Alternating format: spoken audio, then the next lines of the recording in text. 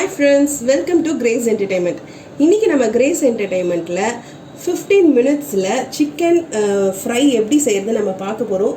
ரொம்ப சிம்பிளான ingredient தான், ஆனா செம்ம டேஸ்டியா இருக்கும். 1/2 kg chicken எடுத்துக்கணும். மீடியம் சைஸ் வெங்காயம் 2, மீடியம் சைஸ் தக்காளி 2, நல்ல ஒரு பெரிய பச்சை மிளகாய் 2, இஞ்சி பூண்டு விழுது வந்து 2 டேபிள்ஸ்பூன்.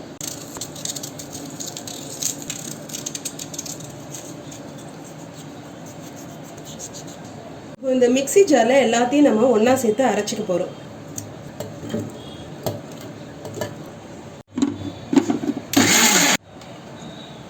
எல்லாத்தையும் சாஃப்ட்டா அரைச்சாச்சு. மோஸ்ட்லி நான்வெஜ் பாத்தீங்கன்னா இந்த மண் சட்டியில செஞ்சா ரொம்ப டேஸ்டா இருக்கும். ஒரு கரண்டி அளவுக்கு எண்ணெய் ஊற்றிக்கலாம். இப்போ ஃபர்ஸ்ட் நம்ம கொஞ்சம் கருவேப்பிலையை போட்டுக்கலாம். கொஞ்சம் ஸ்லோவில் வச்சுப்போம். இதை பார்த்தீங்கன்னா 2 டேபிள் ஸ்பூன் தனியா பொடி, 2 டேபிள் ஸ்பூன் வெட்டி மிளகா பொடி. உடனே நம்ம இந்த அரைச்ச விழுதியும் சேர்த்துக்கணும். நல்ல வாசனை வருது. இந்த எண்ணெயில் இந்த மசாலாலாம் பொரியும் போது இது நல்லா வதங்கிடணும். இப்போ பாருங்க, அந்த எண்ணெய் அழகாக மிதங்கி வந்துடுச்சு. இப்போ நம்ம வந்து சிக்கன் போட்டுடலாம். இப்போ இந்த மசாலா இதில் நல்லா ஆட் பண்ணிடலாம். இதில் முக்கியமாக ஒரு விஷயம் பார்த்தீங்கன்னா, நம்ம அந்த எண்ணெய் ஊற்றின உடனே கருவேப்பிலை போடுறோம், அப்புறம் அந்த வெத்து மிளகா பொடி தனியா தூளும் போடுறோம்ல, உடனே இந்த அரைச்சி வச்ச மசாலாவை போட்டுடணும். இல்லாட்டினா அந்த மிளகா பொடியும் தனியா தூளும் ஒருமே தீஞ்ச மாதிரி ஆகிடும். டக்குன்னு போட்டுடணும்.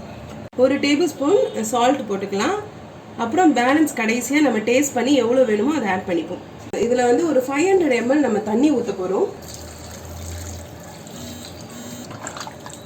இப்போ நம்ம லிட் போட்டு மூடி வச்சிடலாம், கொஞ்சம் ட்ரை ஆகிற வரைக்கும்.